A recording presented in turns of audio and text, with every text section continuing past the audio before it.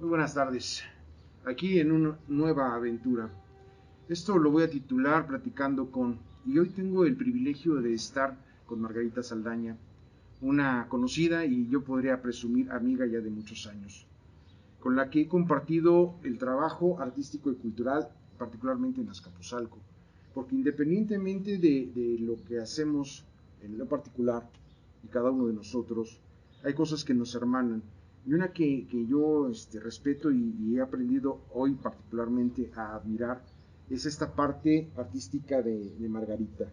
Sin más, quisiera yo presentar a mi amiga Margarita Saldaña en este episodio nuevo de esta nueva aventura, porque somos de Azcapotzalco y estamos en Azcapotzalco y vamos a hacer que la cultura se conozca y se valore más, porque Azcapotzalco es cultura.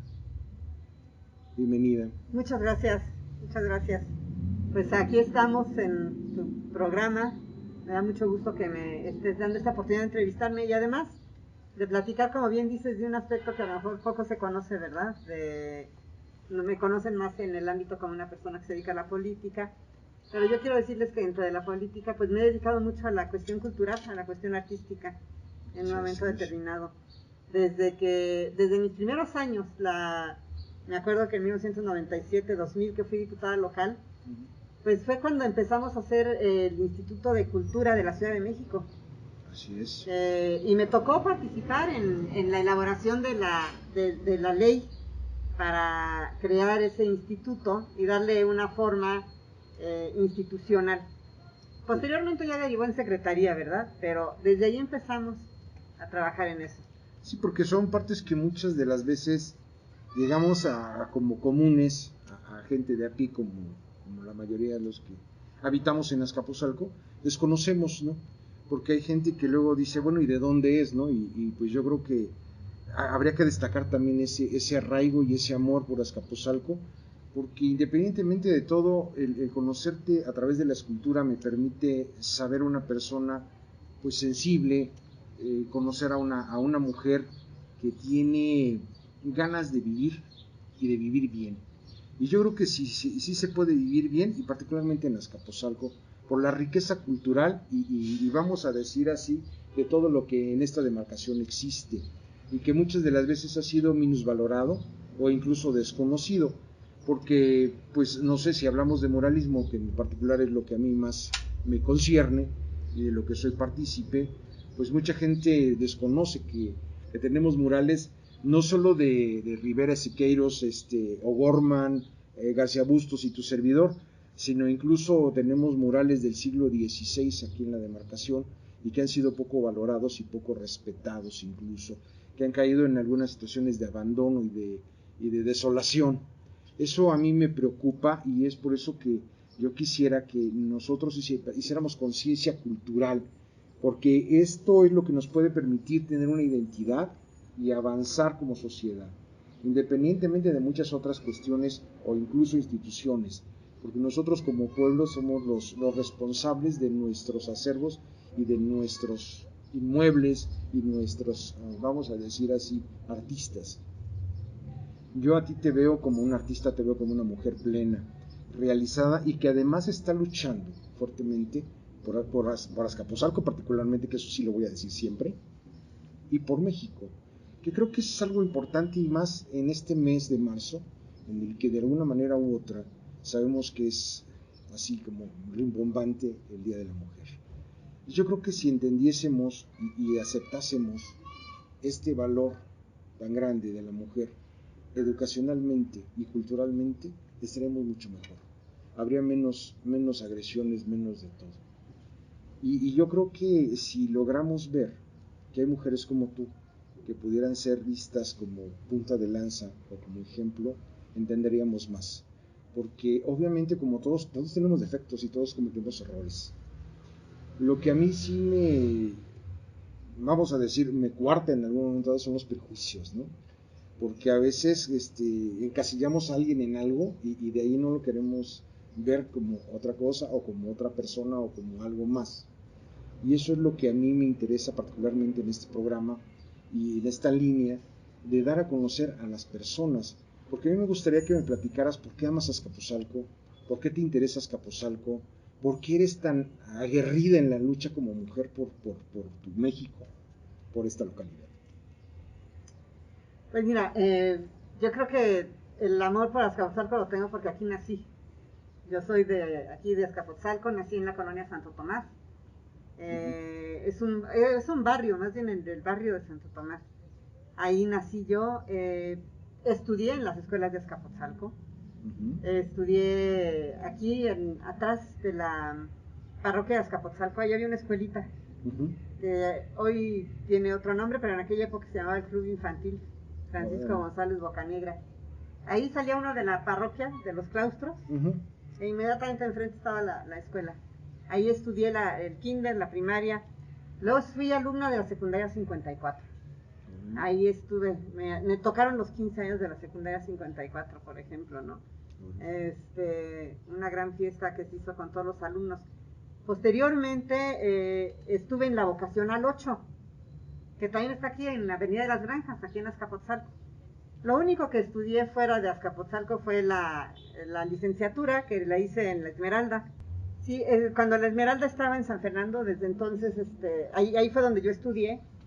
Y bueno, en aquella época, lo que sí debo de decir es que me tuve que decidir entre si me seguía por el lado de ser ingeniera o si me iba por el lado de lo que yo quería, que era ser pintora, ¿no? Porque, pues tú sabes, tus papás siempre te dicen, primero estudia algo de lo que vivas y después piensa en tu hobby, ¿no? Lo que más deseas. Sin embargo, pues yo decidí que quería ser pintora. Me metí a la Esmeralda y ahí ya descubrí la escultura. Descubrí que tenía más técnica, que tenía cosas diferentes que podía yo aprender. No es que no me gustara la pintura, sin embargo sentía que me llenaba más la parte de la escultura, el volumen, la tridimensionalidad que puedes adquirir, etcétera. Y entonces fue cuando decidí estudiar la carrera de escultura. Y bueno, ahí hice la licenciatura en escultura. Además debo decir que fuimos la primera generación que adquiría este título de licenciados, porque antes la Esmeralda solo daba certificados. Pero Bellas Artes hizo un súper esfuerzo porque todos sus egresados tuvieran ese título que es decirles licenciados. No porque te digan licenciado, porque hasta nosotros en aquella época nos reíamos un poco, ¿no? Decíamos, bueno, ¿y quién se va a preocupar por contratar un escultor, un pintor o un actor que diga, que tenga su cédula, ¿no? Y que pueda decir que es su cédula profesional y que pueda decir que es licenciado? No, lo hacían por una cuestión muy importante. Decían, llegan muchas becas internacionales a México, o hay oportunidades de maestrías, de posgrados, de especializaciones o hasta de doctorados en las áreas sociales o en el arte, en la literatura y algunas otras cosas, y ya no las pueden hacer porque les falta el título. Y entonces quien acababan yéndose a países, a Europa, bueno, hasta China, me acuerdo que hubo compañeros que fueron a Polonia y a muchos otros países a seguirse especializando, eran los que sí tenían una licenciatura, que eran los de diseño gráfico, los de diseño industrial, y algunas otras carreras, ¿no? Que no se daban en Bellas Artes, los que salían de la UNAM prácticamente, ¿no? Entonces por eso fuimos la primera generación de Bellas Artes que le daban un título de licenciado. Pues yo estudié ahí, desde ahí me surge todo esto. Sin embargo, bueno, pues ya una vez que salí de la Esmeralda, siempre estuve muy ligada a la parte política, ¿no? De alguna forma, siempre te indigna cuando vas y haces trámites y te resulta que no salen las cosas, ¿no? Que quieres pedir un permiso para abrir un negocio y que el uso del suelo, que esto, que lo otro, que aquello. Y nomás no entiendes por qué, si tú quieres emprender y arriesgarte y hasta arriesgar lo poquito que ganas y salir adelante y tener una forma de vida y no depender de nadie, no puedes. Sí, parece que todo es en contra de... Así es. Entonces nosotros queríamos abrir nuestro taller, mi esposo y yo, nuestro taller. Tú sabes lo que es un taller de escultura, ¿no? Hay que tener máquinas, hay que tener... Y decíamos, no podemos aquí en Azcapotzalco porque vivimos en una zona habitacional, ¿no? Entonces, como que eso me hizo irme metiendo ahí a la parte de cómo funcionaban los reglamentos, las leyes y todo eso, y fue cuando empecé a hacer ahora sí que mis pininos, ¿no? Mis primeras entradas. Luego ya me vino la campaña del 88 con Cloutier, y me llamó muchísimo más la atención. Yo quiero decir que soy de una familia de extracción del PAN. ¿A qué me refiero? Mi papá, mi abuelita, mi tío Esteban, siempre estuvieron interesados en la política. Mi abuelita era una mujer que se la pasa todos los días. Yo la recuerdo como una mujer sentada en su sillón ya después de hacer sus labores del día, con su periódico. Siempre, siempre, siempre, ¿no? Enterados de todo lo que pasaba. Mi papá, mi tío Esteban. Y como que eso hizo que pues no estuviéramos nosotros ajenos a la política, ¿no? Ya que existía todo esto, pero pues siempre desde el PAN, en aquella época, imposible pensar que iba a estar en el gobierno, ¿no? O sea, siempre eras la oposición y éramos así como que tercos desde la oposición, ¿no? Tratando de cambiar las cosas. Entonces ahí fue como, llegó un momento en el que se cruzó mis intereses personales de querer abrir un negocio, de esto, del otro, de aquello, con que pues lo tienes que hacer desde una trinchera donde se puedan cambiar las cosas. Te atreviste a hacer el cambio. Así es, entonces fue cuando dije, bueno, pues voy a participar más abiertamente, ¿no? Después de la campaña del 88, dije, voy a empezar a ir al partido, desde un lugar donde sea real, que puedo participar y que puedo hacer que algunas cosas cambien, ¿no? O ver que sean diferentes en un momento determinado. Y fue como empecé en el partido. Yo debo de decirlo porque siempre me preguntan si por ser mujer me ha costado trabajo. Y yo debo decirlo, no. A veces decepciono a muchos que están esperando que me lance así como, diciendo, no, he sufrido y me costó esto y me costó lo otro y me costó aquello. Yo creo que me costó el mismo trabajo que le cuesta a cualquier mujer que tiene una familia, que tiene hijos,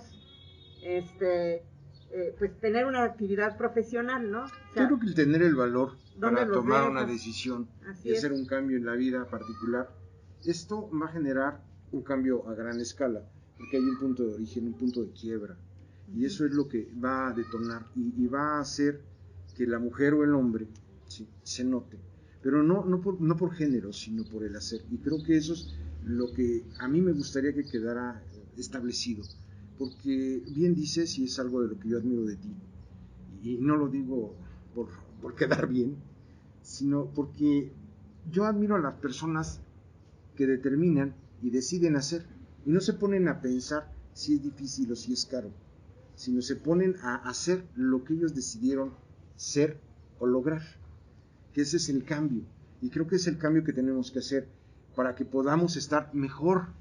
Y en ese sentido a mí me gustaría que conocieran a esta mujer que decidió hacer un cambio a nivel personal y que vino a dar una consecuencia mayor. Esto es un resultado de labor, pero partiendo de una decisión y de una determinación. Y eso no tiene que ver con género, tiene que ver con voluntad. Y en ese sentido sí me gustaría que me dijeras de qué tamaño es la voluntad de Margarita Saldaña. Pues yo creo que tengo una voluntad muy fuerte, muy grande.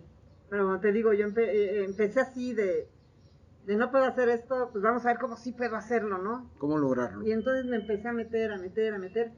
Te digo, a mí en el partido creo que inclusive yo podría decirlo de esta manera. Cuando llegué, como era baja la participación de las mujeres, hasta como que nos recibían bien cuando te veían con ganas de hacer y de todo. Entonces me fueron apoyando, fui aprendiendo mucho. Empecé de no saber ni nada absolutamente, porque bueno, ni siquiera tenía una carrera, no había estudiado algo que fuera afín, no era abogada, no eran ciencias políticas, no era administración de empresas, no era socióloga, no eras politóloga. No tenía nada de eso, ¿no? Entonces, ir aprendiendo, a mí me abrieron las puertas, me apoyaron y me impulsaron. Todavía hoy me siguen impulsando mucho, entonces, eso fue lo que yo vi, eso fue lo que yo viví, ¿no? Y lo que hice fue única y exclusivamente lo que tú estás mencionando, bueno, pues ver la oportunidad y tomarla. No darme miedo. Yo la verdad es que mucha gente, bueno, cuando fui candidata a la jefatura delegacional de Azcapotzalco en el año 2000, pues relativamente, y no era una muchachita de 20 años, pues estaba en los 30, ¿no? Y en esa época pues es como joven, ¿no? Pero además era la primera vez que se elegían jefes delegacionales. Teníamos esa costumbre difícil de que llegaban los designados, ¿no? Sí, los dedazos. Los dedazos, sí. Fíjate que hay una cuestión bien interesante, que a lo mejor no mucha gente de Azcapotzalco lo sabe, pero yo hice la reflexión hasta que ya estaba en el puesto, porque me lo empezaron a decir. Es usted la primera mujer desde Tezosomoc que gobierna Azcapotzalco. Entonces yo así como que dije, bueno, ¿cómo que soy la primera? Pues sí, ya empezamos a ver la historia. Nunca habían designado una mujer en Azcapotzalco. Sí, Siempre, que es otro de los temas que sí quisiera tocar. siempre habían sido hombres y hombres y hombres, ¿no? Así es. Esta parte de la historia de Azcapotzalco una demarcación con una historia riquísima, ¿no? Y no de 20 años ni de 100 años, sino de unos cuantos cientos de años y en algunos sectores de miles de años. Y esto pareciera que nos importa muy poco, pero eso es otro de los detalles que sí quería que salieran, y mira, lo has tocado precisamente, ¿no? Este asunto de fuiste la primera mujer después de cuántos años. Este asunto hace un cambio, pero este cambio yo quiero que quede en conciencia, porque esto es lo que hace la diferencia, porque a veces hacemos cosas y pasan de noche. Es como cuando a mí me decían, de pintor te vas a morir de hambre, haz otra cosa, ponte a trabajar, búscate un trabajo en una empresa de la que te puedas pensionar. Yo creo que cada quien tiene sus aspiraciones y cada quien tiene sus facultades y son respetables y en un momento dado son valoradas. Porque yo también tuve un tío que fue toda su vida obrero y yo lo admiro y lo amo, aunque ya tiene años de muerto. Son ejemplos que trascienden, son vidas que nos permiten tener esta que tenemos ahorita, pero a consecuencia del trabajo. Bueno, y como te decía, a mí me encantaría que de viva voz me dijeras tú qué tan importante y qué tan trascendente es que una mujer nunca deje de lado sus anhelos e ilusiones, qué tan voluntariosa tiene que ser para lograr alcanzar sus estándares o sus anhelos. Pues yo creo que hay que ser muy terco, de repente, ¿no? Tener muy claro lo que quieres hacer, ponerte el objetivo y hacer una planeación. Creo que muchas veces se nos olvida planear. O sea, qué pasos debo de dar para llegar a algún lugar? Y no estoy hablando propiamente de decir para llegar a ser el alcalde, para llegar a esto, sino para ir logrando objetivos más generales, ¿no? Porque cuando hablamos de los puestos políticos o alguna cosa, estamos hablando de 2, 3 años de estar en un espacio, ¿no? Y luego que va a seguir, y luego que va a seguir, y luego que va a seguir. Más bien es hablar de una realización, o sea, cómo me veo como mujer o cómo me veo como persona. Cómo me veo, yo lo pensaba mucho cuando era niña, cómo me veo de grande, ¿no? Cuando decidí, por ejemplo, que no quería ser ingeniera, aunque todo el mundo dijera que lo que tenía que hacer era estudiar una carrera que me diera trabajo y que quería mejor dedicarme a la parte del arte, de la escultura, de la pintura, era porque me vi, o sea, me veo trabajando en una empresa, de veras me veo siendo ingeniera o me veo haciendo otras cosas, ¿no? Entonces, creo que más que nada uno hay que saber dónde quieres estar en tu vida, Ser ¿no? honesto con uno mismo. Sí, ¿dónde quieres estar? ¿Cómo te quieres ver?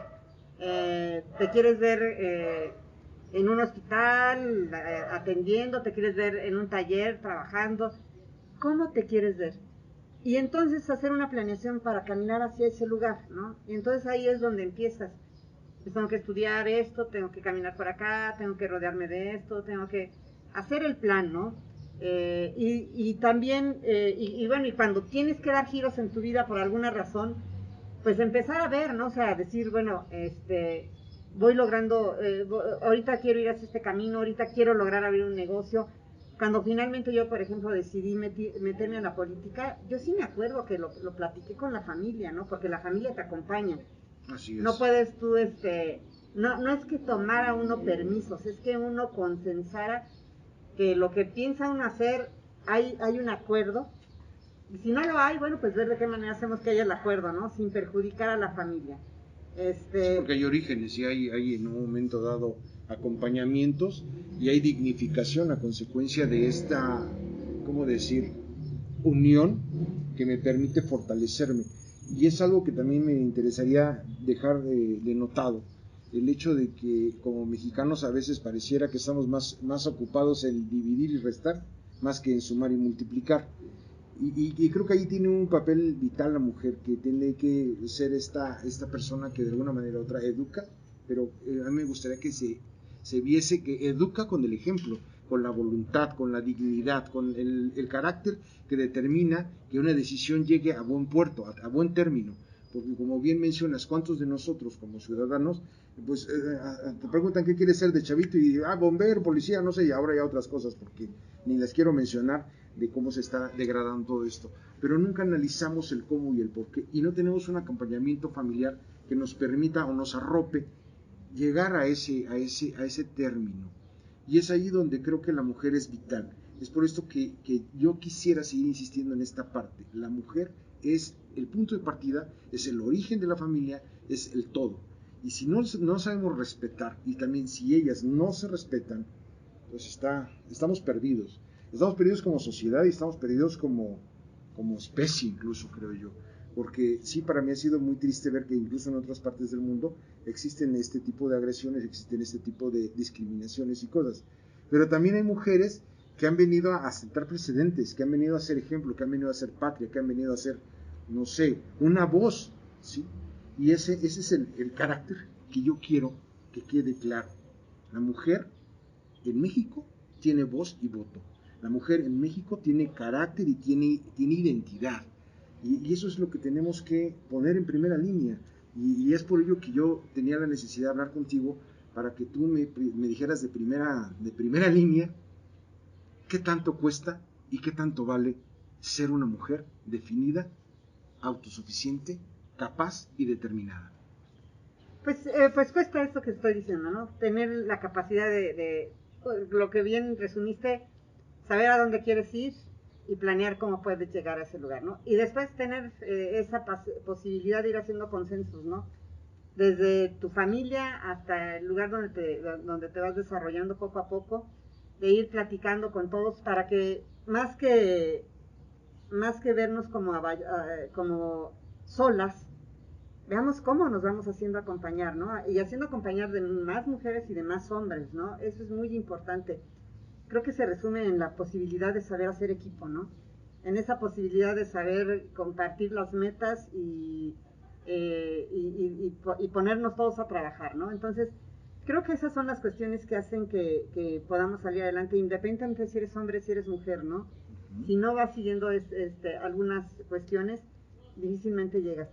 Sí creo yo que en especial para las mujeres, aparte de toda esta voluntad, aparte de toda esta determinación, aparte de toda esta planeación, pues debe de haber un momento en el que también desde el gobierno se les ayude. O sea, no hay que perder de vista que al final del día, hasta por una cuestión natural, una mujer, por ejemplo, que es madre, que tiene hijos, es un poquito más difícil que se desprenda, ¿no? Que se desprenda de ellos, de la responsabilidad, de muchas cosas, y diga, me voy a dedicar solo a mi trabajo porque tengo que salir ahí, ¿no? No, hasta biológicamente lo digo, ¿no? Hasta hormonalmente se ha demostrado que las mujeres tienen, a la hora que son madres, desarrollan hormonalmente algunas otras cuestiones que las hace tener el apego, ¿no? A Sí, no vínculo. abandonar Sí. al recién nacido y ayudarlo a salir adelante. Y creo que ahí es donde entra muy importantemente la función del gobierno, ¿no? Del Estado. O sea, no es solamente como se veía en muchas ocasiones la seguridad de poder vivir, de poder hacer, sino de poder realizarte, de poder vivir plenamente. Y es ahí donde yo creo que sí estamos fallando mucho. Es ahí donde yo creo que muchas mujeres les cuesta trabajo salir adelante, a pesar de que sepan a dónde quieren ir y que lo planeen y que digan cómo le voy a hacer. Pues porque cuando te ves en la realidad ¿y ahora quién me cuida al niño?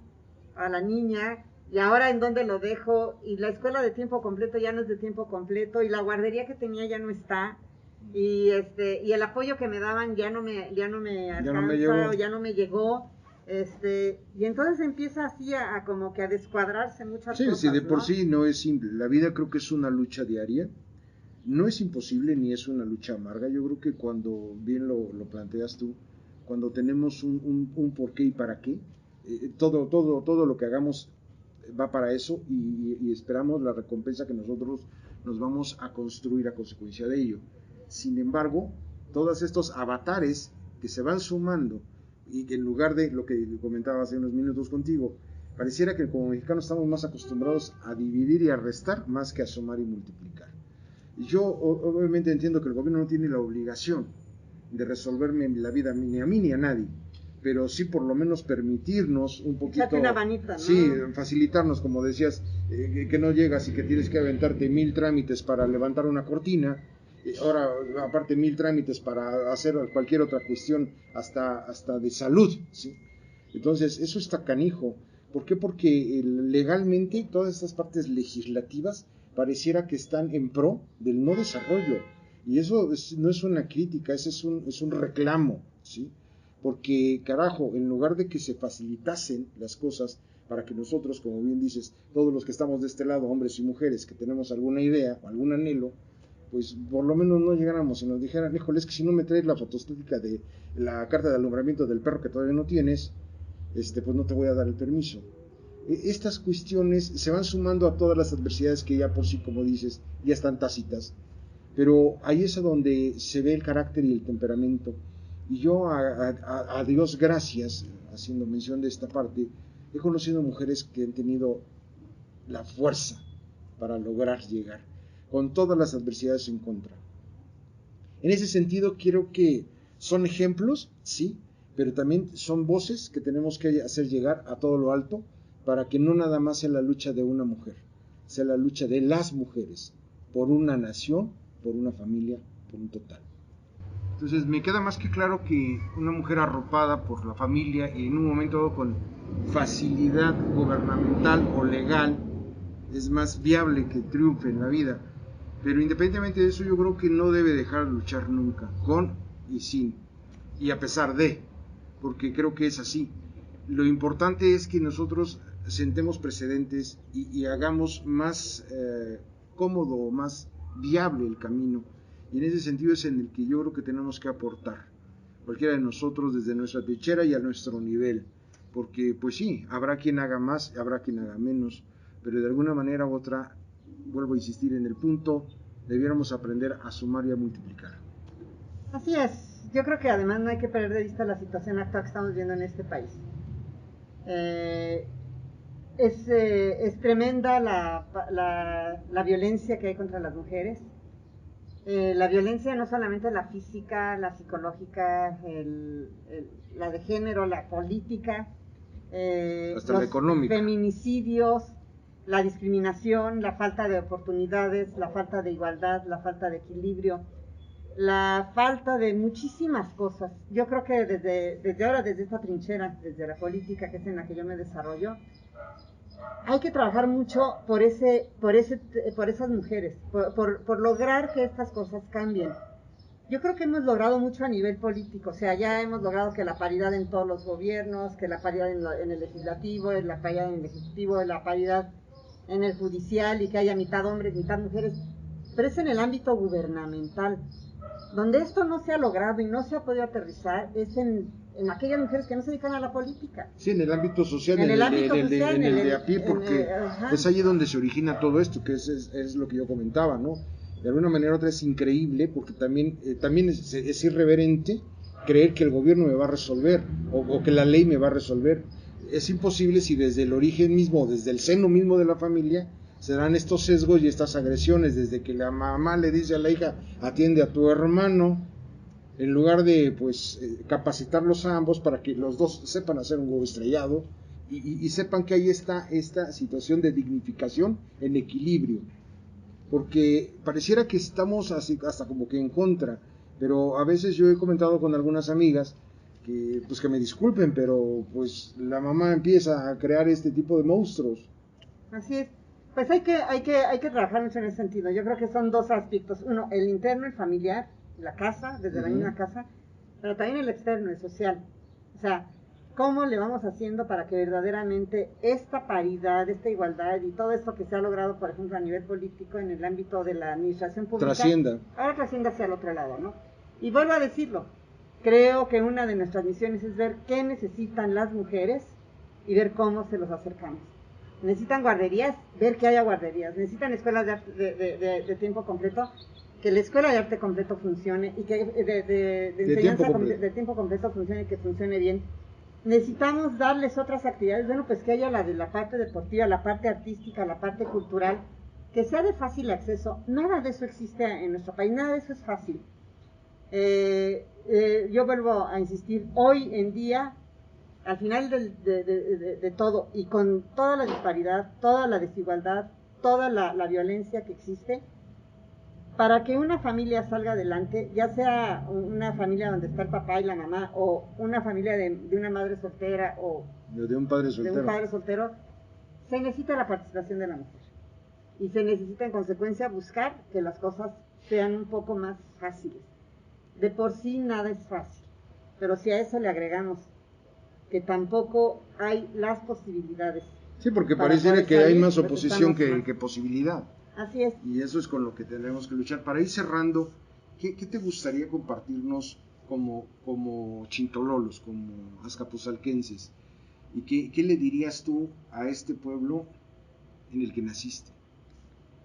Pues yo les diría que tenemos una delegación muy bonita, que tenemos una delegación con gente que además tiene grandes tradiciones, una identidad muy cultural con Azcapotzalco, con sentirse chintololos, con nuestros pueblos, con nuestros barrios, con nuestras colonias, con nuestras unidades habitacionales, como hemos ido creciendo en Azcapotzalco, con nuestra zona industrial.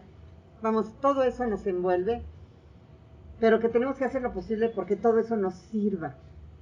Que tenemos que hacer lo posible porque vivir en Azcapotzalco sea un espacio de mucha dignidad, porque vivir en Azcapotzalco sea un espacio limpio, porque vivir en Azcapotzalco sea un espacio seguro, que no nos vean así como los de Azcapotzalco, la periferia de la Ciudad de México, ¿no? Que nos vean como lo que somos. Al final del día, si tú ves la zona metropolitana, Azcapotzalco, aunque está en la periferia colindando ya con el Estado de México, con Naucalpan, pues se vuelve en un centro neurálgico de entrada y salida de muchas personas para laborar, para vivir, para atenderse, para educarse, para muchas cosas. Somos una delegación, una alcaldía que queda en el centro de la zona metropolitana y como tal deberíamos de tener esa importancia y esa trascendencia. Y creo que aquí también debemos de hacer lo posible porque tengamos ese desarrollo que vemos en el sur de la Ciudad de México, ¿no? Por tener ese alcance a sistemas de salud, a sistemas de educación, a sistemas de esparcimiento, que tengamos todo lo que es necesario. En eso nos está faltando. Pero creo que tenemos que empezar por rehacer cosas que se fueron acabando. Ya no tenemos la seguridad con la que contábamos hace muchos años, ya no tenemos la limpieza de las calles con las que contábamos hace muchos años, ya no tenemos esas calles iluminadas por todos lados, tenemos baches, tenemos muchas cosas, se dejaron de atender los mercados públicos, crecieron algunas cosas que no nos gustaban, como oriundos de Azcapotzalco contra las que luchábamos. Bueno, creo que hay que volver a unirnos, volver a tener nuestra identidad, volver a pensar qué tipo de alcaldía queremos y ponernos a trabajar por ella, luchar por ella, ¿no? Hacer valer nuestro espacio. Así es. Nuestro hábitat. Y resaltar la parte cultural, la parte histórica que tiene Azcapotzalco. Porque es riquísima, hay poca gente que sabe que los precedentes de la arqueología moderna nacieron en Azcapotzalco, con Gamio y las investigaciones que se dieron aquí en el Van Buren. Muchas cosas se han pasado en Azcapotzalco y creo que pasaron de noche. Reconocer toda esta parte de murales desde el siglo XVI hasta la fecha, todo esto de orígenes de pueblo, tradiciones, incluso costumbres y formas, políticas de vida, porque el ser apolítico no existe, todos tenemos una política, tu servidor, la política es la cultura y el arte, y cada uno de nosotros tendría que ejercerla, pero ejercerla y hacerla valer, y hacerla notar, desde el hogar. Yo soy una mujer, sí, una ama de casa, pero soy la señora de la casa. En ese sentido creo que sí tendríamos que empezar a ratificarlo y sentirnos orgullosos y hasta vanagloriarnos de ser de Azcapotzalco y luchar por un espacio limpio, digno y, vamos a decir así, en desarrollo. Porque yo creo que es algo que no va a parar y que no debe ser coartado. Porque no podríamos decir que ya alcanzamos el máximo o que estamos de tiro en la... No, yo creo que estamos en un sistema de desarrollo, de caminar juntos, de hacer juntos, de construir juntos. Eso es lo que sí quisiera destacar. Vamos a subir imágenes de un par de esculturas tuyas para la gente que creo que, igual que algunos de aquí presentes, y no digo quién, de mi equipo, que no sabían que eras escultora, que sepan qué títulos tienen, porque vamos a subir esas imágenes. A mí me interesaron ambas piezas, la de piedra y la otra que es con materiales diversos. ¿Qué títulos tienen? Y nos digas en qué fecha fue y nos hagas el honor de cerrar este primer programa, que para mí ha sido un gusto, y vuelvo a ratificar el hecho de saber que hay mujeres que tienen la capacidad de luchar por lo que creen, piensan y aman. Muchísimas gracias. Pues mira, son dos esculturas de mesa, era un poquito difícil trasladarlas. La primera, la que es la de piedra, yo siempre le he dicho el hombrecito, ¿no? Es porque está chiquita. La quise traer porque fue la primera talla en piedra que hice. En el taller de escultura nos pedían que escogiéramos una piedra de las muchas que había ya tiradas alrededor de la esmeralda y que le sacáramos una forma, ¿no? Entonces esa fue la primera que yo hice, y para mí es importante, me ha gustado conservarla, ¿no? Y tenerla es el origen de tu historia como escultora. El detalle en piedra, ¿verdad? Que la talla en piedra realmente es muy difícil. Y esta última la hice, yo creo que hace como unos 2 o 3 años, la verdad no me acuerdo exactamente. Y aquí pensaba mucho en el vaivén de la vida, ¿no? En los columpios. Entonces quise hacer así como unos columpios. La verdad es que se mueve, ¿no? La escultura se mueve, le puedes cambiar los triángulos como quieras, ¿no? El movimiento. Entonces pensé mucho en eso de cómo va y viene la vida y cómo de repente estamos en un lado, de repente nos vamos a otro, pero que siempre mantiene su esencia, ¿no? O sea, por mucho que dé vueltas, pues ahí estamos, ¿no? Y bueno, ese fue el motivo por el que la hice, me gustó ese tema. Pues ahí está la escultura, ¿no? Yo creo que es parte de ir creando. No soy muy, no tengo muchísima obra, porque pues obviamente no me dedico de tiempo completo a eso. De repente hago alguna que otra cosa, pero trato de no dejarlo, de no alejarme de mis compañeros que estudian conmigo. De repente participo en una que otra exposición y pues le echo todas las ganas a este tipo de proyectos. Y uno de los proyectos que hay de ese tipo que hay que terminar aquí en Azcapotzalco es la Escuela de Artes. Que si quieren ya en una ocasión más adelante podemos platicar de ese proyecto porque es muy interesante. Creo que sería muy conveniente porque tendríamos que luchar por esos espacios, pero como bien decías, ahora sí que en una triada, digamos, los intelectuales o artistas, el gobierno y el pueblo, para que entonces haya esta situación de vinculación y haya esta suma de intereses, de necesidades y de identidades, para que se construya una sociedad. Y en ese sentido yo no tengo más que agradecerte estos minutos que yo sé que con tu agenda son valiosísimos y son importantes, y ahora sí que darte las gracias, aparte por ser la madrina de esta nueva aventura de tu servidor, y sé que más adelante vamos a tener muchas cosas de qué hablar, porque hay muchos proyectos y porque Margarita Saldaña no es una mujer que se quede quieta, porque Margarita Saldaña es una mujer de lucha. Y en ese sentido, les doy las gracias a Magos, y estaremos aquí en 8 días para seguir hablando con alguien más de todo lo que nos concierne aquí en Azcapotzalco y en nuestro México.